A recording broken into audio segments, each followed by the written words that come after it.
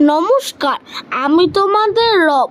আমি এখন আছি সিকিমের কালুকের সিংসোর সাসপেনশন ব্রিজ। এই ব্রিজটি লোহা ও কংক্রিট দিয়ে তৈরি, লম্বায় 240 মিটার, গিরিখাত থেকে এর উচ্চতা 100 মিটার। এই ব্রিজটি 2000 সালের শুরুর দিকে নির্মিত হয়। এটি এশিয়ার দ্বিতীয় সর্বোচ্চ ব্রিজ।